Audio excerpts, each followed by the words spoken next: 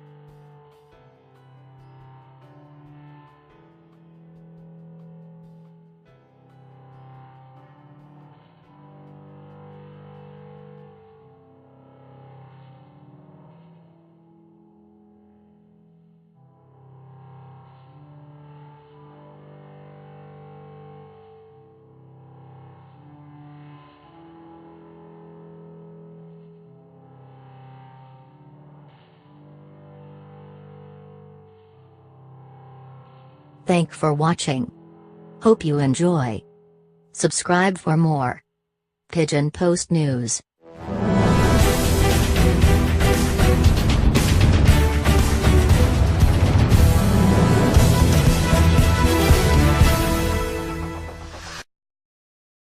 Welcome to Pigeon Post News Channel.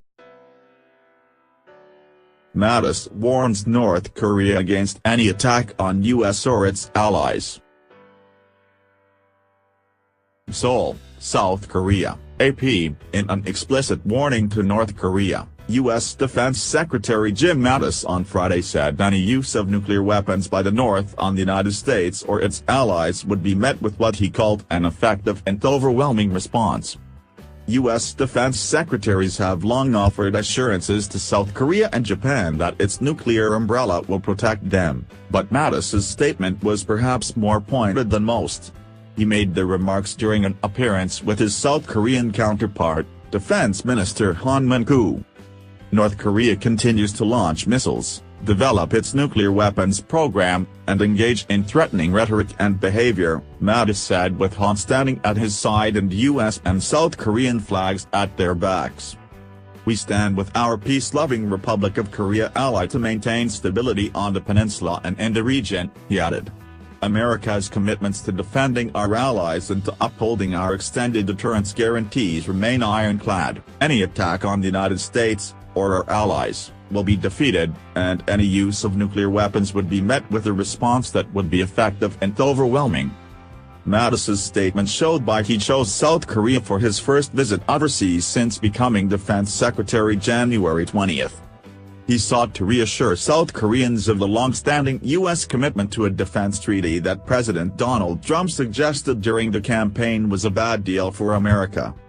Mattis also was discussing with the South Koreans a timetable for deploying an advanced U.S. missile defense system, the Theater High Altitude Area Defense, or THAAD, that is meant to improve protection of South Korea and Japan, as well as U.S. troops stationed in both countries, against a North Korean missile attack.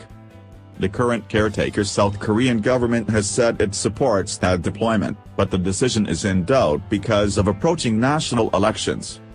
In his remarks Friday, Han echoed Mattis's concern about North Korea's nuclear and missile programs.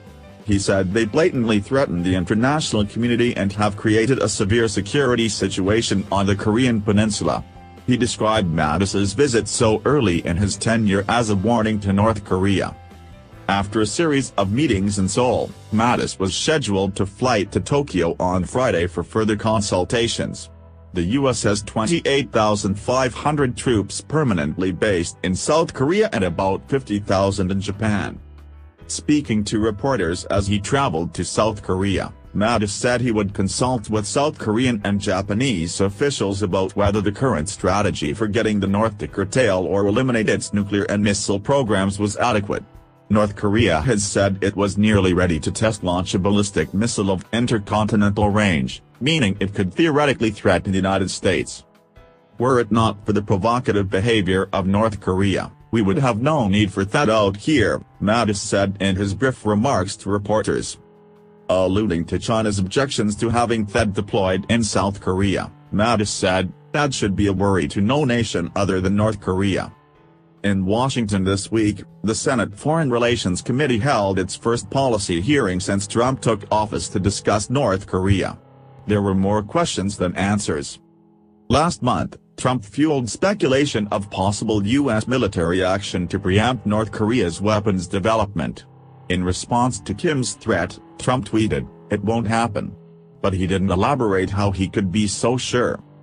Does that mean we have drawn a red line? Senator Ben Cardin, DMD, asked at Tuesday's Senate hearing.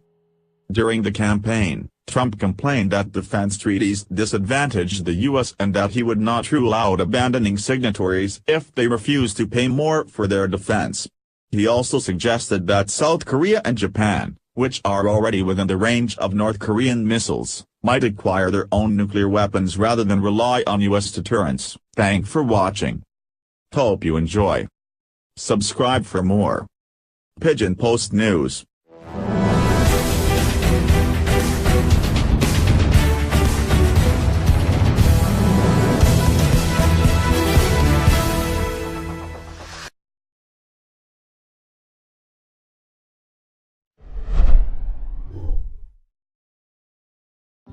More than 26,000 North Korean refugees currently reside in South Korea, and many of them struggle to adjust to their new lives. To help them, a student organisation here at UC Berkeley, Liberty in North Korea Berkeley Chapter, also known as LINK, has launched a new project whereby Cal students teach English to North Korean refugees on a weekly basis via Skype. They call it CalChat with North Korean refugees. How did you come up with this innovative idea? I wanted to introduce a new program where members could have a chance to directly interact with, actual refugees residing in South Korea. So I got in contact with a North Korean refugee who lives in South Korea, And I asked her, what can we do? What can we do to help? So she asked around, she asked her friends, and she said it would be nice for us to learn English. And hence CalChat was born. Just like that. Yep, just like that. And of course, you said that these North Korean refugees are currently in South Korea. Yeah, right. And I suppose you must have faced some practical difficulties when you were setting up this program. Yes, I think the most, biggest challenge was the logistics and coordinating the schedule for both tutors and tutees, because, the tutees are all the way in South Korea, tutors are all the way in Berkeley, California. So we have to, consider time zone. We have to consider that South Korea is a day ahead, which me and the other co-founder of this program kind of forgot that Korea was a day ahead when coordinating the schedule. So we actually had to rematch everyone all over again. So that was the biggest challenge, I think, so far. We also spoke to some tutors about their experience. Even though I can speak Korean, even though I speak it at home and even though I'm learning it here, I feel that this opportunity really challenged it, because usually I didn't realize how much I depended on certain English words that I would just throw in. But when I was tutoring tutoring her, who had absolutely no background in English, I realized that those few critical words really mean a lot, and that I really need, there is a lot for me to work on in terms of my Korean. So I think it humbled me a lot. I just hope that she is able to comfortably converse with her, comfortably converse in English with other people who can speak English, and she'll be able to build confidence in talking to other people. I want to be that kind of open door for her to know a little bit more about the American culture that she wants to know more about, by telling her about my day. Every day I would ask her what her day was like, and then she'd ask me what my day was like, and just to teach her about what it is like to be a university as a student in America. You hope that this new program will be a model for other chapters of Liberty in North Korea in the United States and around the globe to copy in the near or distant future? I think it would be a fantastic way for more and more people to, just help the refugees who are in South Korea who want to learn English, because there's so many who want to, but who don't have the resources or the opportunity to do so. So I think it would be great, if we could serve as that first model for people to kind of, see and emulate, and they can make it into their own style, whatever works for each organization.